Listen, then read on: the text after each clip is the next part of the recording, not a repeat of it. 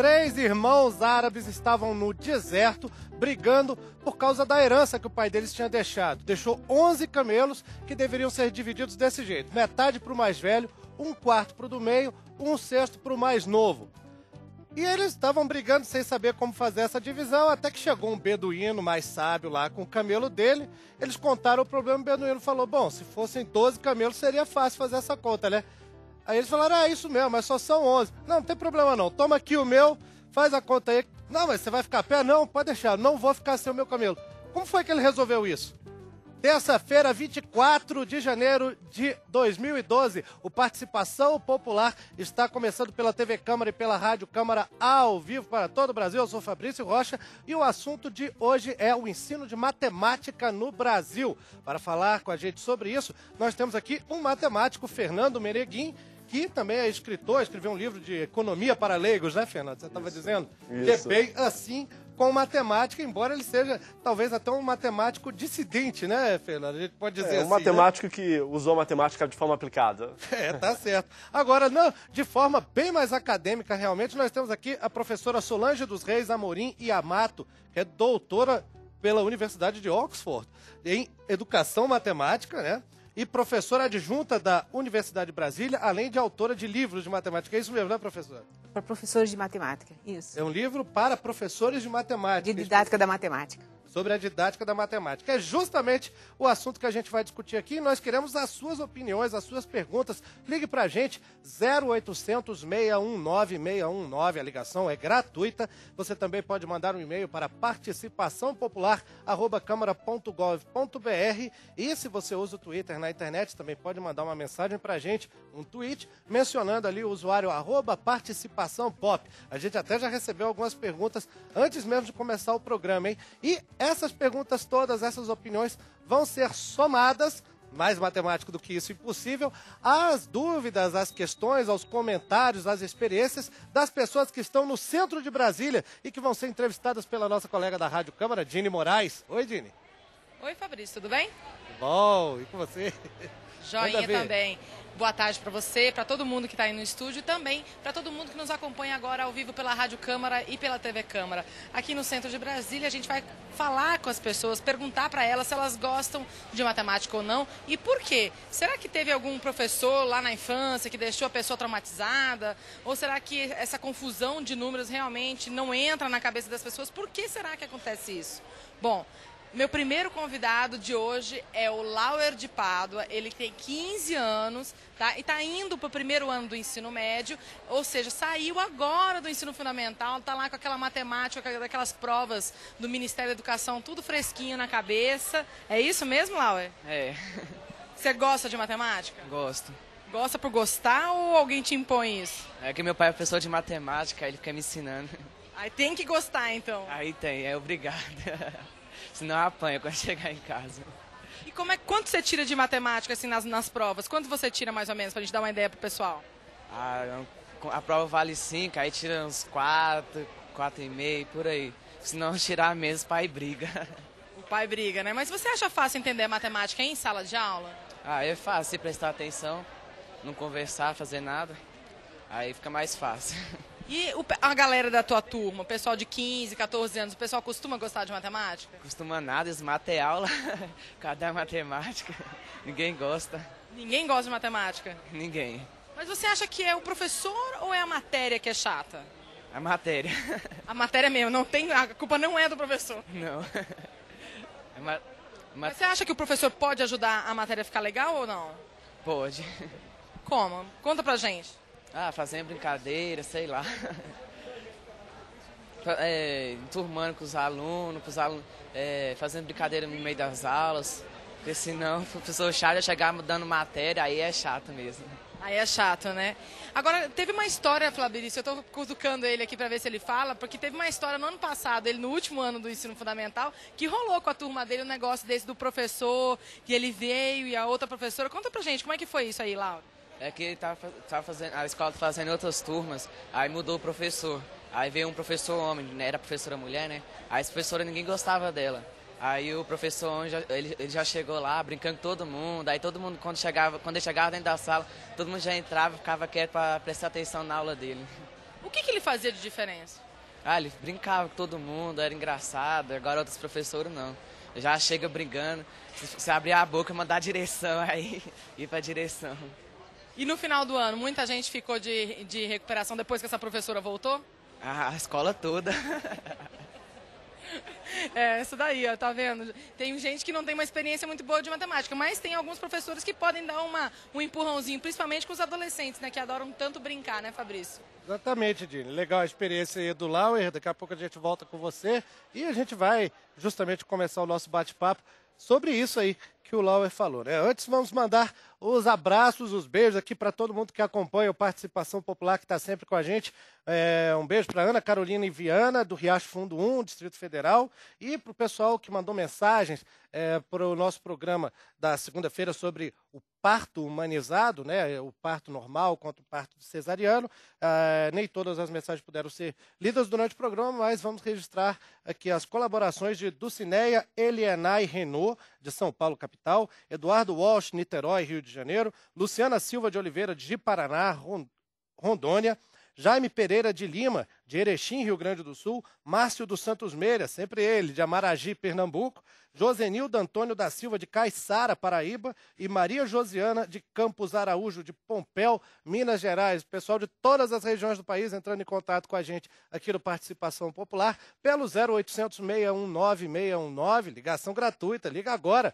Pode mandar também um e-mail para participaçãopopular@câmara.gov.br, pelo Twitter, mandar uma mensagem para o usuário @participaçãopop, que a gente lê aqui na hora e já coloca em debate com os nossos convidados. E eu vou começar aqui o papo de hoje com a professora Solange. Professora, pelo que a gente viu aí, até pelo que o Lauer falou, né, esse rapaz que a Dini entrevistou, a matemática em si pode não ser o bicho-papão que parece muitas vezes, né? Talvez seja uma questão mais de didática do que da disciplina. A senhora concorda? A didática ajuda bastante.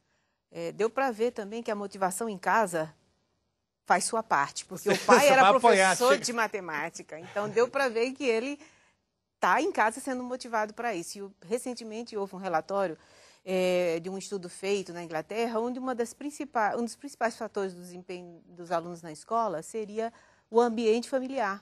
Então, você vê que está claro ali, pelo que ele falou, que o pai tem participação nisso.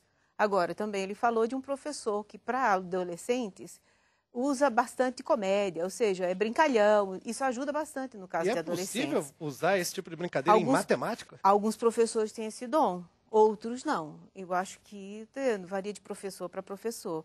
Você pode até ser amigo dos alunos, ser agradável, mas não ter esse dom de sair brincando muito em sala de aula. Eu mesma não tenho muito esse dom. Um pouquinho, às vezes, dependendo da turma, mas eu não tenho esse dom excessivo de sair brincando a todo momento. Eu não consigo ensinar matemática.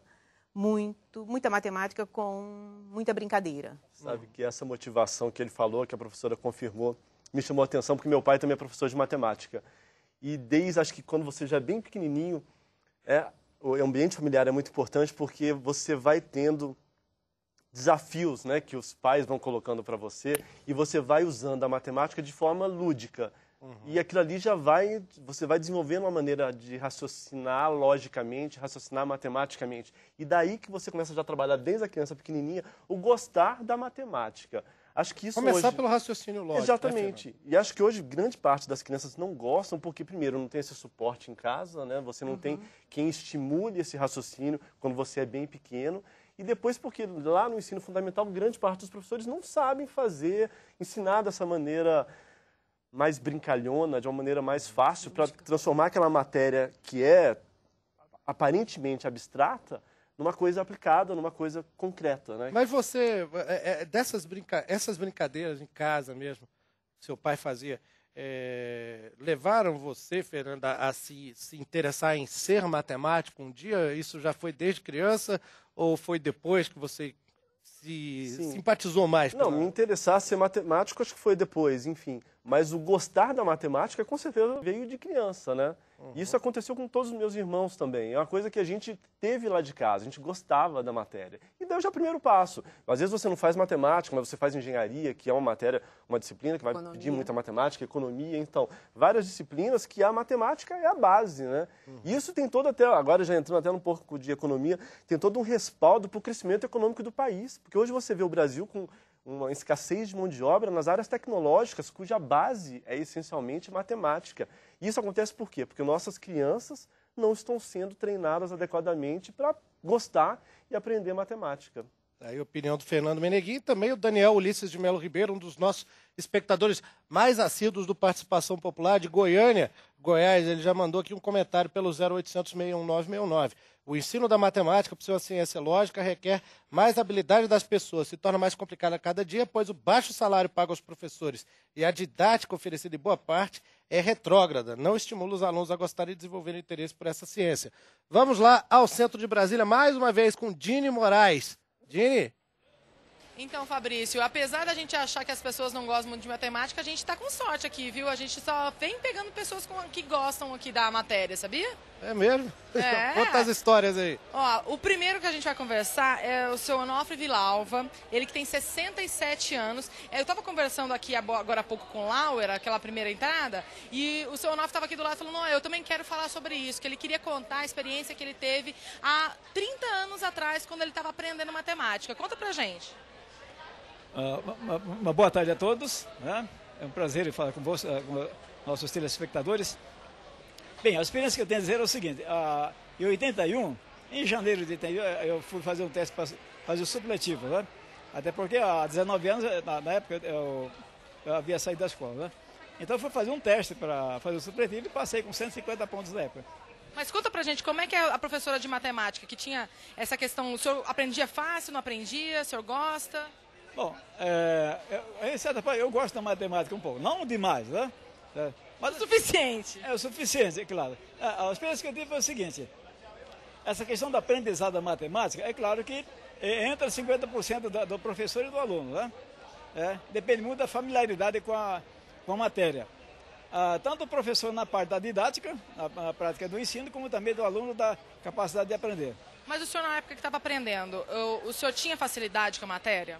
Sempre tive facilidade. Mas a experiência que foi o seguinte, eu estudei com um professor que ele durante 2 meses não conseguiu me explicar assim que estava surgindo aquela matemática moderna, de conjunto vazio, tá?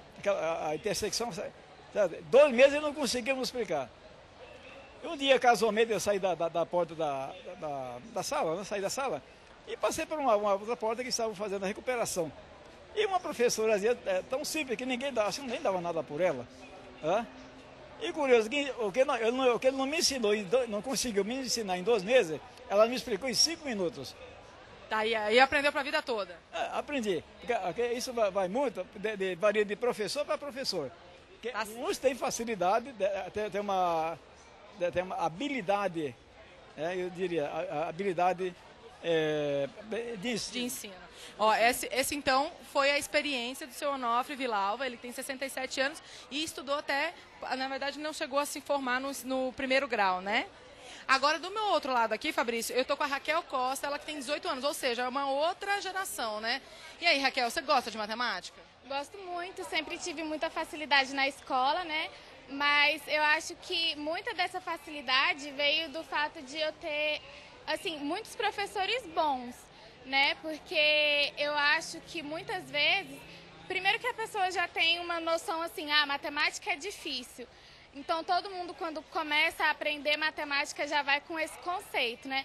Mas eu acho que um professor bom faz com que a matéria seja mais fácil de aprender, né? Então, eu acho... E você estuda em escola privada ou pública? Não, eu sempre estudei em escola privada, né? Então, assim, eu tive professores que, por gostarem muito de matemática, eles conseguiram passar um pouco desse gosto que eles tinham para os alunos. Então, assim, eu acho que é mais a forma como você passa a matéria do que a matéria em si. Porque uma matéria pode ser muito legal ou muito chata para várias pessoas, né?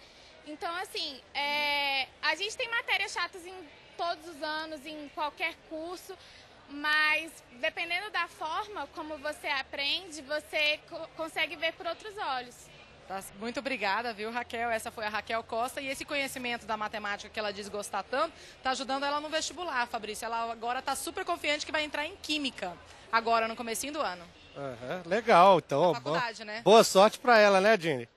Bom, a gente tem aqui também, participando virtualmente do nosso programa, um homem do ano de 2011, segundo a revista Alfa de Educação, o professor Antônio Cardoso do Amaral, de Cocal dos Alves, Piauí. Ele é professor da Unidade Escolar Pública Rosemira Siqueira Cardoso, lá em Cocal dos Alves. Ele está acompanhando o Participação Popular pelo Skype, né, pela internet. Ele está com a gente, daqui a pouco a gente vai poder ver o professor no telão aqui, o pessoal da Rádio Câmara vai ouvir a voz dele, né? Professor Antônio Cardoso, está ouvindo a gente? Perfeitamente. Professor, bem-vindo ao Participação Popular. E como o senhor está vendo, a gente já começou o assunto realmente discutindo essa questão, esse dilema, né? As pessoas também estão mandando mensagens para a gente falando que o que acontece é que a matemática em si não é um bicho-papão, mas depende muito da didática dos professores. E o senhor conseguiu levar 5 alunos da escola pública aí de Cocal dos Alves para as finais ali das Olimpíadas de Matemática, né? É verdade. Primeiro, boa tarde a todos os espectadores, telespectadores e aos professores que lhe acompanham aí. Não posso vê-los, mas pelo que já ouvi, são de um grande nível e vão tornar esse debate bem sofisticado. A discussão começou bem interessante com o depoimento dessas pessoas. E a realidade, foi mostrado aí por eles, talvez ainda está longe para discutir essas questões, dizermos que essa matemática é o bicho-papão e que as pessoas ainda sentem medo dela e já vão com a pulga atrás da orelha. Eu diria que tudo isso depende muito de diversos fatores, depende de fatores como, por exemplo, lugar, de comunidade e também, claro, de professores de escola e principalmente da família. Eu concordo com a professora quando ela disse aí há pouco. E se tratando de Cocal dos Alves, uma pequena correção. Eu sou professor na Unidade Escolar Teotônio Ferreira Brandão, sim. da Escola de Ensino Médio Augustinho Brandão. A primeira é de ensino fundamental 2, sexto ao nono ano. A segunda é uma escola de ensino médio. E aqui em Cocal dos Alves, nós temos aqui um trabalho que já dura 10 anos e, ultimamente, nós estamos colhendo grandes resultados. No ano passado, nós conseguimos 4. Foram 4 medalhas de ouro na Olimpíada Brasileira de Matemática das Escolas Públicas e foi quando chamou a atenção da imprensa, mas no contexto geral já foram 121 premiações. São também, nós temos também um excelente desempenho na avaliação do SAEB, na prova brasileira de matemática, e estamos conseguindo conduzir estes nossos alunos, os alunos que nos acompanham de verdade, aqueles que nós conseguimos ter durante todo o ano, estamos conseguindo levá-los até a faculdade. Quando professor, eles chegam no terceiro ano, eles conseguem entrar sem muitas dificuldades. Professor Antônio, mas qual é o segredo? Como é que o senhor conseguiu fazer com que tantas crianças na sala se interessassem por matemática e não apenas se interessassem, como tivessem bom desempenho? Qual é o método didático aí que o senhor adotou? Não tem segredo, não há mágicas. Na verdade, é um trabalho bem focado, um trabalho bem sério, em cima. Eu diria assim, eu não sei se acontece algo diferente dos outros centros, mas o que nós temos aqui é algo trivial. Nós utilizamos da lousa do pincel, do livro didático e faço realmente um acompanhamento bem sério em relação a esse livro didático, porque nós temos tempo mesmo para preparações, para fazer aulas mais lúdicas, mais prazerosas, mas a gente tem, assim, pelo menos, um costume de estar muito junto desse menino. Por exemplo, eu costumo acompanhar uma turma desde o 6º ano, ou do 7º ano, até a 3ª série do ensino médio. Pode ser aí, algo diferente, que pode não acontecer em outros lugares. Isso eu acho que vem nos dando um retorno muito bom. Isso dá uma intimidade, né, do professor com o aluno, né? Exatamente. A gente acaba se envolvendo muito com esse aluno, com esse menino. A gente acaba construindo uma família. Quando a gente está no terceiro ano, a gente ajuda ele em tudo. A gente se envolve, de certa forma, em quase que tudo. Ajuda, inclusive, a escolher os cursos. E acompanha até quando eles já estão lá na graduação, no curso superior, na universidade. Acontece isso aqui em Paulo. Bom, professor Antônio, daqui a pouco a gente volta aí a falar com o senhor. Então, né, a gente está até com um probleminha de sinal, conexão de internet, a gente sabe como é variável aqui no Brasil, né? Eu vou perguntar para a professora Solange dos Reis Amorim e Amato, que é professora adjunta da Universidade de Brasília de Educação, Matemática, né, professora? Esse caso do professor Antônio lá em Cocal dos Alves, Piauí, já virou um caso de estudo acadêmico, assim, dessa didática que ele adotou? Isso é interessante, quer dizer, ele atribui parte ao empenho, né, que ele tem dedicado aos alunos. Isso aí é um fator muito importante. O empenho do professor, às vezes até com um salário baixo, mas de estar ali preocupado em dar boas aulas e fazer o melhor que pode. Então, isso é interessante, é um fator super importante. Salário é um deles, mas tem outros fatores. Ele falou da família também, né? Da família, isso, a família. Agora, temos que preocupar também nos preocupar um pouco com suprir na escola o que às vezes a família não pode fornecer de estímulos em casa. Por exemplo? Isso começando da pré-escola. Você vê uma criança, como o filho dele, já desde pequenininho ouve o pai, a mãe subir as escadas e começar a contar com a criança, bebezinho. 1, 2, 3, 4. Então, a própria mãe e o pai vão ensinando matemática para a criança. Então, isso é claro. Hoje, os pais compram livros de literatura infantil que já tem muita coisa interessante sobre matemática. Eu estou com um aqui, inclusive, que eu comprei para minha netinha, que se quiserem ver. Ou seja, o pai hoje compra também, os pais compram vídeos sobre a matemática, sobre formas geométricas, sobre os primeiros números, sobre medidas. Então, coisas muito interessantes. Então, como é que a escola, quando pega alunos que não têm todos esses estímulos em casa, deve, suprir? Porque se os pais não conseguem suprir essa necessidade de estímulo desde pequenininha, então acho que a escola tem que entrar com todo um arsenal, com toda uma quantidade de recursos que possa ajudar o aluno a aprender matemática. Mas tem um limite de idade para o qual isso possa ser eficiente? Olha, começa com bebês, porque já temos vídeos para bebês sobre a matemática. Mas quando não há essa educação, assim, essa coisa de ensinar a criança a contar ali a bolinha de gude ou os degraus da escada, até que idade que se pode realmente chegar e ensinar isso para a criança? Ou será que tem alguma idade daquela idade em diante, não vai mais adiantar muito, porque a pessoa já não aprendeu aquilo logo cedo, não vai aprender mais? Não, aprende. Eu acho que demora um pouco mais, porque dizem que as crianças pequenas estão com muitas janelas abertas. Já quando a pessoa vai crescendo, essas janelas vão diminuindo, ou seja, o número de janelas vai diminuindo. Então, mas eu ensino atualmente na pedagogia e eu vejo metade dos alunos com muita facilidade e a outra metade com muita dificuldade, e eu tento ensinar um pouco de didática da matemática e de matemática pura também para os dois casos, ou seja, mais didática para os que não têm muita facilidade em matemática e mais, digamos, didática da matemática. E até bom, aqueles que não sabem muita matemática e que têm até dificuldade na matemática, na pedagogia, eles são até mais receptivos a métodos diferentes, porque eles tiveram muita dificuldade quando crianças. Então, eles recebem todo esse arsenal que a gente apresenta nos cursos de didática da matemática de uma forma diferente. Eu acho interessante. Os dois casos aprendem matemática, mesmo sendo adultos, não é problema. O problema é tempo, precisa de tempo para trabalhar, por exemplo, com os materiais montessorianos.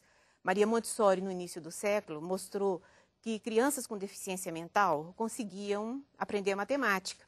O grande feito da Maria Montessori, psiquiatra, na época, foi transferir para o ensino regular tudo que ela tinha testado no ensino especial com crianças com deficiência mental. Então, ela conseguiu grandes resultados em ambos e esses os casos. métodos são aplicados atualmente? Ou... Eles foram esquecidos por um tempo e foram recuperados. E recentemente a gente vem usando muitos materiais montessorianos, que são muito antigos, claro. Material dourado, cubinhos para unidades, dezenas, centenas. Quer dizer, existem muitos recursos hoje para ensinar matemática. Parece que a senhora trouxe algumas coisas, algum material disso, né? Isso, eu trouxe porque ele falou também em didática da matemática, o menino. Professor Antônio. Não, a menina. Ah, sim, a garota, que é importante a didática Raquel. do professor. Uhum. E eu acho que uma das coisas mais importantes na didática da matemática é o professor saber expressar, comunicar as ideias de várias maneiras. Então, existem 5 formas básicas de trabalhar com a matemática. Uma delas é o material concreto. É você chegar, mostrar 3 caixas com 8. Eu trouxe só... O material dourado é um exemplo. Isso, um deles. Eu trouxe aqui algo, massinha de modelar bem simples, caixinhas de fósforo, para mostrar a ideia de você comprar na feira, comprar 3 caixas com 8 caquis. Então, aqui já seria o material concreto. Para quem está ouvindo a gente pela Rádio Câmara, a professora Solange está com 3 caixinhas de fósforo que tem bolinhas imitando caquis, 8 bolinhas de massinha de modelar, exatamente. Então, seriam 3 grupos com 8 bolinhas. Certo. Então, isso aqui seria a representação da multiplicação 3 vezes 8. Então, você veja, aqui é uma representação concreta de uma ideia da matemática, que é a multiplicação 3 vezes 8. E aí, o que o aluno vai perceber? São 3 grupinhos com 8 caquis. Essa é a representação concreta. Quanto é que dá isso? Ou seja, se você der uma olhadinha, ó, esse daqui vai dar... Vou transformar aqui em 2 grupinhos de 10 e ainda sobram 4. Então, 3 vezes 8 vai dar o quê? 24. 2 dezenas e 4 unidades. Ou seja, 2 caixas com 10 2 e caixas uma caixa com 4. Isso, e uma caixa com 4, incompleta. Tranquilo? Então, veja, o modelo visual acaba pegando muito mais fácil. Exatamente. Né, e esse seria a representação concreta. Uhum. A gente também tem a representação contextual, ou seja, você chegar para o aluno e dizer, olha, gente, o Joãozinho foi à feira, comprou 3 caixas com 8 caquis cada uma. Quantos caquis ele comprou no total? Então, já seria o contexto. O famoso Joãozinho. O Joãozinho. Esse Joãozinho é perigoso na escola. Isso. A gente tem também a representação icônica, o desenho. Então, aqui eu também posso ilustrar a mesma ideia. Também, para quem estiver ouvindo a gente pela Rádio Câmara, é um desenho que é a mesma coisa das caixinhas com as bolinhas de massinha, né? Ou seja, são 8 bolinhas. Mas aqui não tem a textura, não tem a manipulação. É forma abstrata, né? Aqui eu não mexo nos caquis para formar 2 grupinhos de 10 e 4 soltos. Uhum. Então, aqui já é uma forma mais estática. Mais abstrata. Né? Mais abstrata, em relação ao concreto. Mas ainda mantém... algumas características do concreto, a representação circular, a visualização é mais parecida. Sim. E bem distante do simbólico que a gente estava acostumado a ver nas escolas e tinha medo, porque o simbólico é que assusta muitas pessoas. Uhum. Pois com certeza, né? Isso, e a gente tem o que? A fala. Quando eu digo 3 vezes 8, eu estou falando. Então, essa é outra representação, o uso da oralidade, da fala. E, por último, a gente tem a escrita, né? Escrever, de alguma forma, 3 vezes 8. Uhum. Então, a gente tem essas 5 formas de representar a matemática. Concreto, contexto, desenho, fala e símbolo. Então, o ideal é a criança poder, o adolescente, o adulto, sempre poder ter contato com essas 5 formas de comunicar a matemática. Uhum. Dini Moraes está chamando a gente lá do centro de Brasília. Oi, Dini. Então, Fabrício, eu estou aqui com Pedro Frazão, ele que tem 21 anos e faz a administração da faculdade. Mas essa faculdade, ela exige um pouquinho de cálculo, né, Pedro? A gente sempre pega umas matérias ali de contabilidade, alguma coisa assim. É sempre prazeroso para mim estar estudando alguma matéria de exatas. Agora, você já contou para os nossos telespectadores e ouvintes que você adora matemática. O que te fez gostar de matemática? Eu acho que foi um professor que eu tive, que ele era bem engraçado, eu acho. Não sei, é questão de identificação mesmo. Eu sempre gostei mesmo de números, de cálculo. É a questão lógica mesmo. Sempre foi mais fácil para mim. Quando você era criança? Quando eu era criança, minha vida toda, né, na verdade. Sempre preferi a questão lógica do que ler livros de histórias e gramática, essas coisas todas. Agora, o pessoal da tua turma, o pessoal que tem 20, 21 anos... É normal ter gente que gosta de matemática dessa área? Não, né, não. A maioria prefere história, redação. É muito complicado achar alguém que gosta de química, física, matemática, cálculo, essas coisas. É bem complicado mesmo. Tá, então, uma raridade, o Pedro Frazão, 21 anos, que faz administração e adora matemática. Ô Fabrício, você sabe que assim como o Pedro falou que a galera, o pessoal da mais ou menos da idade dele não gosta de matemática, até as crianças, isso influencia inclusive o Brasil formar profissionais dessas áreas de exatas. Por exemplo, os engenheiros, o Brasil atravessa, né, um grande problema de formação de engenheiros. Segundo o próprio CONFER, né, que é a Confederação Federal de Engenharia e Arquitetura, e a Confederação Nacional da Indústria, a CNI.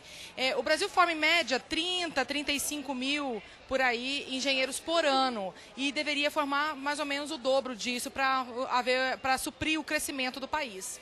Exatamente, Dini. Pelo que eu estou vendo aí, todos os participantes que você está conseguindo no centro de Brasília aí, a gente poderia juntar eles e mandar para o Programa Espacial Brasileiro, porque aí tem todo mundo gostando de matemática, né? Ô Fabrício, eu tô achando, na verdade, que o pessoal que não gosta de matemática tá com vergonha de dizer pra mim que não gosta. Porque, na verdade, sem ligar a câmera, quando a gente conversa com os pessoal aqui ao redor, todo mundo diz que não gosta. Mas na hora de ligar a câmera, todo mundo gosta. Pois é. Essa amostra tá muito enviesada. Tá enviesada aí. Só tá pegando engenheiro em potencial. Daqui a pouco a gente volta com você, Dini. Eu vou fazer uma pergunta aqui pro Fernando Meneguin, matemático, que disse logo no começo do programa que passou mais pro lado da matemática aplicada, que tem a ver com isso que a gente está vendo, a representação na prática ali de o que é a matemática. E eu lhe pergunto então, Fernando, no ensino fundamental é possível recorrer a esse tipo de instrumento, como as bolinhas de massinha, como bolinha de gude, qualquer coisa assim que seja mais fácil. Agora, para o ensino médio, e adolescente não é moleza, a gente sabe, todo mundo já foi, as coisas começam a ficar bem mais complicadas. Você passa a ter álgebra, trigonometria, geometria cartesiana, espacial, que mais? Vamos lembrando aí. Teoria dos conjuntos, tudo isso aí. Triângulo de Pascal, eu nunca entendi aquilo. Matriz e determinante. Como é que você pode fazer alguma representação prática, ou pelo menos mostrar para os estudantes a aplicação daquilo tudo? Começa a ficar mais complicado, né? Você, quando estudou, você lembra do segundo grau. Como é que pode fazer isso? Primeiro, tem já o problema da base que a gente discutiu aqui, né? Se a criança já não desenvolveu aquele raciocínio nas primeiras idades, acho que as coisas já se complicam. Mas, de qualquer forma, a gente vê, acho que nada é irremediado. Você tem maneiras ainda assim de relacionar aquela teoria matemática com problemas concretos. Você pega funções matemáticas, né, professora? Funções matemáticas, você tem aí N exemplos, né, de funções que uma variável leva uma consequência numa outra variável. Então, ainda assim... Isso aí, uma receita de bolo é um bom exemplo, né? Sim. Né? Você coloca tanto de sal, tanto de açúcar, tanto de farinha, e no final você vai ter tanto... Se tiver que dobrar a receita... Exatamente, né? Você tem maneiras de trabalhar. Isso, você trabalha com funções, mas você também tem como maneira de trabalhar com trigonometria, com gráficos, tudo isso, né? Dá para você desenvolver esses conceitos, até utilizando física, utilizando química, ou seja, trabalhar uma interdisciplinaridade entre essas disciplinas. Eu acho que dá para fazer. Claro que você precisa de um professor que esteja treinado para fazer essa concatenação entre as disciplinas, que possua uma vontade de fazer isso. E aí eu até faço questão de dar os parabéns ao professor Antônio lá, porque acho que ele foi muito humilde. Ele colocou que os alunos dele serem bons, ele citou vários fatores ali, mas tenho certeza que o fator fundamental é o desempenho dele, a força de vontade dele, com certeza. Se for só por isso, vamos transferir o nosso centro de engenharia do país lá para o Piauí, lá para o interior do Piauí. Vamos dar uma olhadinha em alguns números, né? Nada mais matemático, que foi o que a nossa produção separou para a gente. São números que falam um pouquinho do ensino da matemática no país. Segundo a prova ABC, Avaliação Brasileira do Final do Ciclo de Alfabetização, divulgado pelo Todos pela Educação, pelo movimento Todos pela Educação, em 2011, a média nacional em matemática foi de 171 pontos, de um total de 250. É abaixo do satisfatório, que seria de 175 pontos. A região sul, na região sul, a média foi de 186 pontos, na região sudeste foi de 179 pontos, No Centro-Oeste, 176 pontos. No Nordeste, 158 pontos. E na região Norte, o desempenho é mais fraco, 153 pontos de média entre os estudantes. Também há divergências, aí uma diferença grande, na verdade, entre o desempenho dos alunos da rede privada e da rede pública. Na rede privada, a média nacional foi de 211,2 pontos, ou seja, acima do desejado, que seriam 175 pontos, enquanto na rede pública essa média foi de 158 pontos. Um reflexo de que algo está em falta na rede pública. Eu tenho informação aqui da direção do programa que nós temos no telefone o deputado Rogério Marinho, do PSDB do Rio Grande do Norte. Deputado, está ouvindo a gente? Deputado Rogério Marinho? Não, pelo visto nós temos um problema aí na ligação com o deputado Rogério Marinho. Daqui a pouco a gente volta a fazer contato com ele. A professora Solange estava querendo fazer um comentário. As Olimpíadas, em si, são uma grande motivação para que os alunos aprendam matemática, estudem, uma se competição, mais, né, afinal? Exatamente, eu acho maravilhosa a ideia, sabe?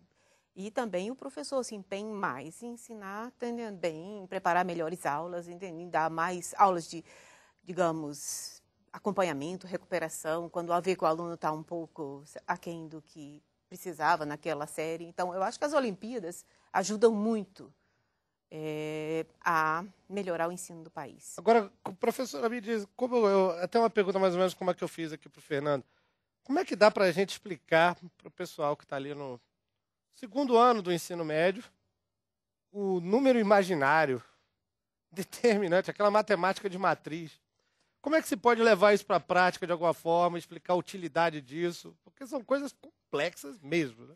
Tem como. Ou seja, os exemplos na física, na química, na biologia, quando você vai trabalhar genética, probabilidade de uma criança nascer com os olhos azuis, aquilo ali, entendendo? Os exemplos da biologia, da genética, ajudam a criança, o adolescente a ver que aquilo ali, as ideias de probabilidade, tem aplicação em outras áreas.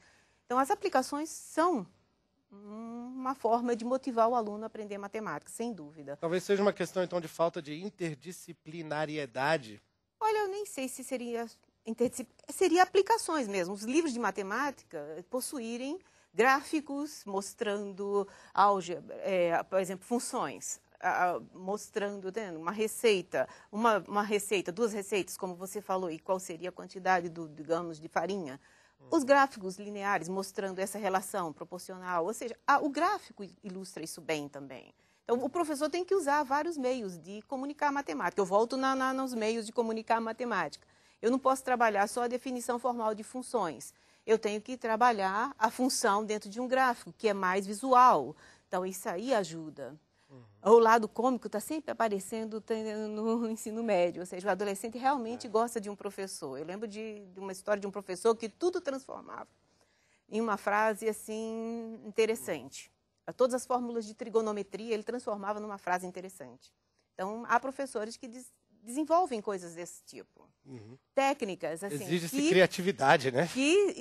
Todo tipo de técnica, até o amigo do meu amigo é meu amigo, para decorar mais vezes mais dá mais. O amigo do meu inimigo é meu inimigo, entende?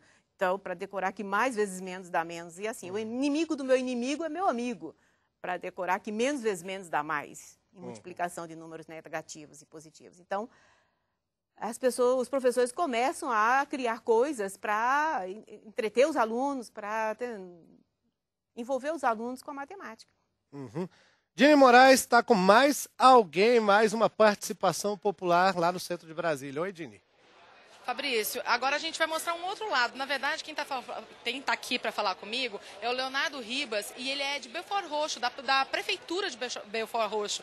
Ou seja, eles cuidam da parte do ensino fundamental da cidade de Belford Roxo, que fica na região metropolitana do Rio de Janeiro, na Baixada Fluminense. Leonardo, vocês têm muita dificuldade com as crianças lá no ensino fundamental, com o ensino da matemática? Sim, nós temos assim, dificuldade, até não tanto por causa da criança, mas até mesmo por causa do próprio professor, que tem uma dificuldade no sentido pedagógico muito grande, de tornar a matemática uma coisa mais próxima da realidade da vida das crianças, porque a matemática ainda se torna uma coisa muito abstrata para o ensino e também para a vida da criança. Então nós estamos buscando assim caminhos para poder ter de forma mais pedagógica, didática, fazer com que a matemática se torne uma coisa mais próxima do dia a dia da vida das crianças. É fácil encontrar professor com didática para dar matemática? Não, não é fácil, até porque mesmo tendo professores que são formados na área, uma coisa que a gente tem muita dificuldade é professores que buscam cursos de aperfeiçoamento, de pós-graduação, de extensão, não só na área assim, didática, pedagógica, mas com foco na área matemática mesmo. Então isso é uma dificuldade que, inclusive, como prefeitura, nós temos também dentro dos quadros. Nós temos assim, buscado aperfeiçoar também junto aos professores, com parcerias através de centros universitários, através de universidades, mas é uma dificuldade assim, muito grande que nós temos.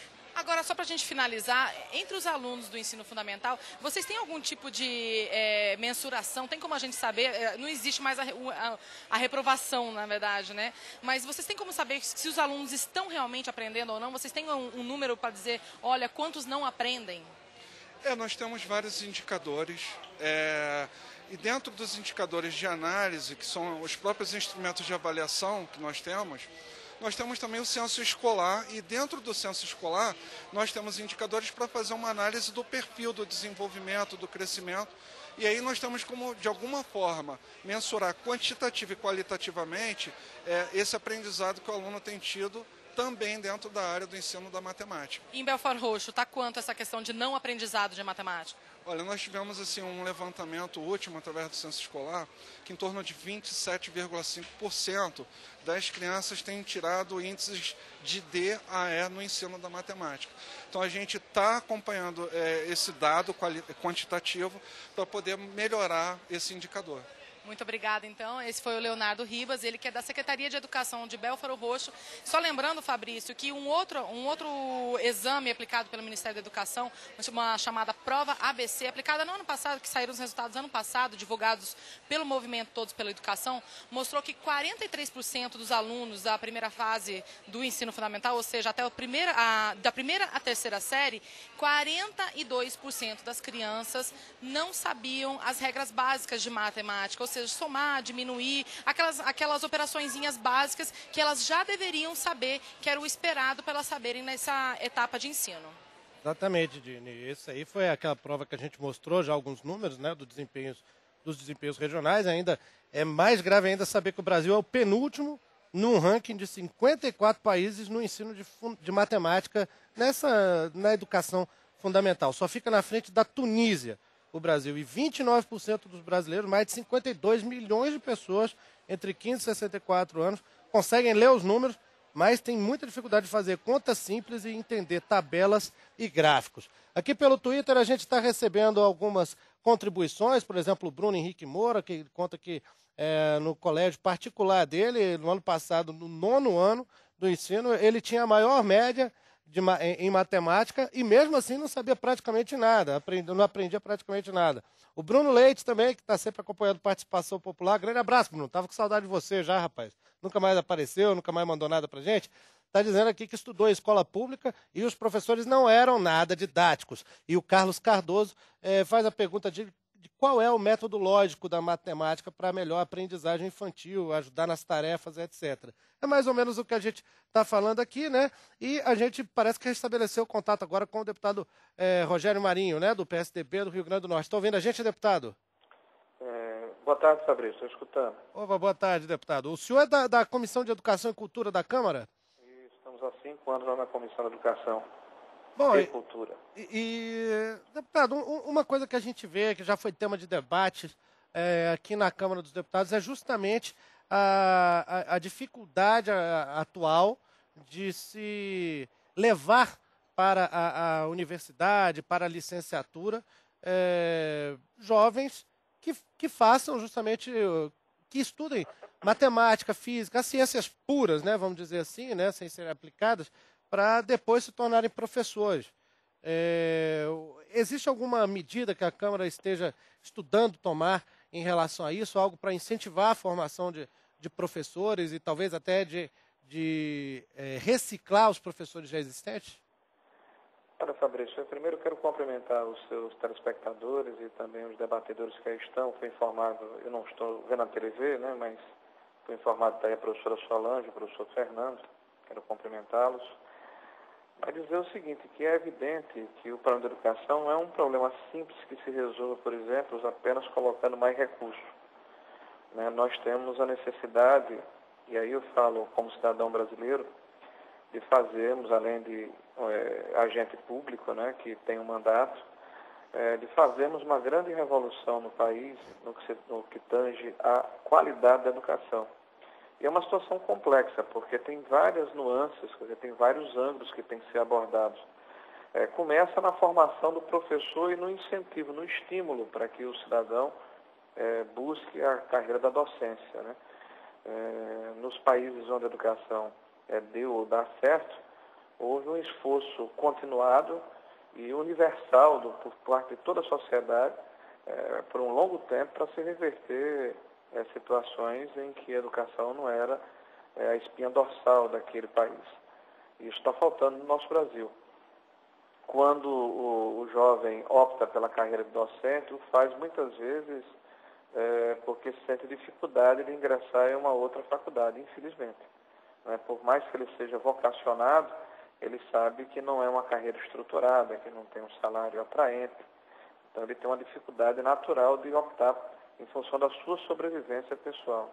Aliado ao fato de que quem vai ensinar nos primeiros anos do ensino fundamental a criança são aqueles que fazem a pedagogia, que cursam letras, e são professores que têm uma relação maior com a área de humanas.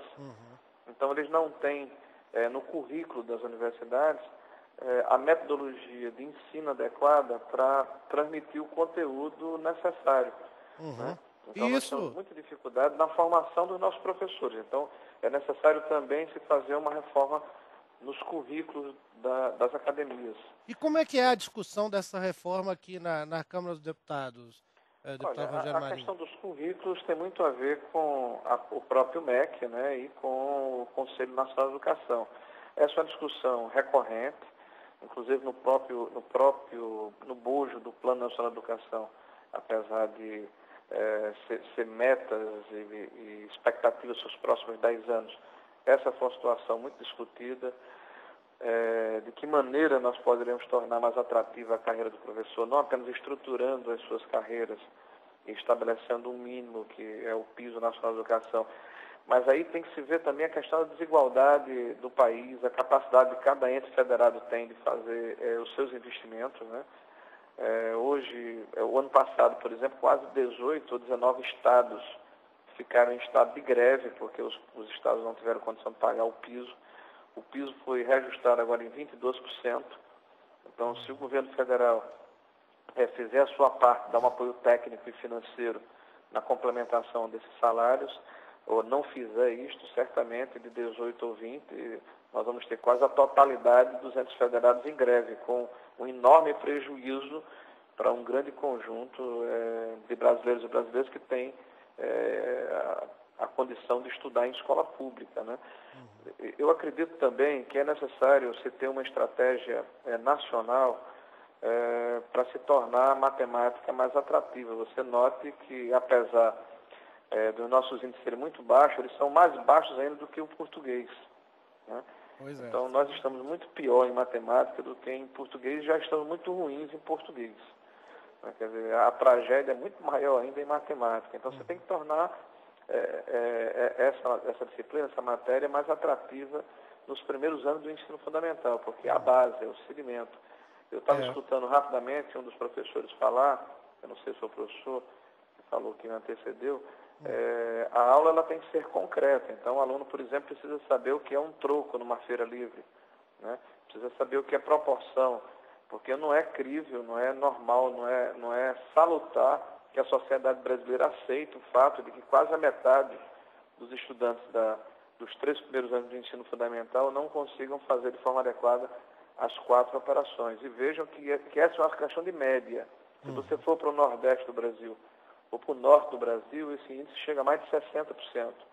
Pois é. O que é uma tragédia nacional. Esses estudantes são aqueles que ficam pelo caminho, que se evadem, que abandonam a escola, que repetem e que geram um grande prejuízo para a sociedade, tanto na qualificação da nossa mão de obra, como na distorção em idade séria, ou seja, no custo que isso gera para a sociedade. Quer dizer, o Brasil paga 2, 3, 4 vezes para o aluno não sair do mesmo ano. Né? E apesar de existir em vários lugares do país a questão da progressão automática, né? Quer dizer, de não haver a repetência, mas essa é uma situação que termina gerando uma distorção enorme a médio e longo prazo. Ou seja, o aluno chega, às vezes, na 9ª série do ensino fundamental sem saber a operação. Ingressa no ensino médio com essa deficiência. E certamente ele tem muita dificuldade, até pela sua autoestima, de concluir o ensino regular e termina sendo um mau profissional, né? Um profissional desqualificado e despreparado para entrar no mercado de trabalho. Então o país precisa realmente rever essa situação a partir da qualificação dos seus docentes, né? Na modificação das metodologias de ensino, da estruturação da carreira dos docentes, de tornar mais atrativa a carreira para que os jovens possam optar por ela, suprir essas deficiências de falta de professores no ensino médio, que chegam a 200 mil professores, por exemplo, nessas disciplinas como química, como física, como matemática, né? Talvez com ensino à distância, com monitoria, utilizando as tecnologias que nós já temos, enfim. Eu acho que o processo de revermos a educação brasileira para encontrarmos a qualidade da educação, que eu acho que esse é o grande desafio de todos nós, ele é uma tarefa complexa, gigantesca e que pertence à sociedade como um todo. Deputado Rogério Marinho, do PSDB do Rio Grande do Norte, a gente está vendo então que a Câmara está atenta a esse problema. Muito obrigado pela participação do senhor, deputado. A gente podia estender a conversa, mas realmente já estamos no limite do programa. Só me resta então agradecer pelo senhor atender o Participação Popular aí em Natal. Muito obrigado, deputado. Ok, obrigado. Boa sorte aí e bom programa aí. Um abraço a todos. Muito obrigado. Grande abraço para o senhor. A Dine Moraes tem mais alguém lá no centro de Brasília para participar do programa, né, Dine? Fabrício, finalmente alguém que não gosta de matemática resolveu falar com a gente. Pois é. É o Rodrigo Vitório. E é isso aí, né, Rodrigo? Você resolveu assumir. Não gosto. Não é que eu não gosto, cara. É que eu não sou muito íntimo com a coisa da matemática, né? Ou seja, não é íntimo, né? Não sou muito íntimo, não. Vem cá, por que você não gosta? Não, como eu disse, não gosto. Tá bom. Por que você não é íntimo, então? Vamos lá. Vamos lá. Sim. Muitas coisas a gente usa normalmente na matemática, no dia a dia. Mas tem coisas que são, como se pode dizer, inexas. São sem lógicas, às vezes. Para que eu vou usar, às vezes, deixa eu ver, a equação do segundo grau? Eu não uso isso no dia a dia. Achar x aonde, achar y aonde. Né?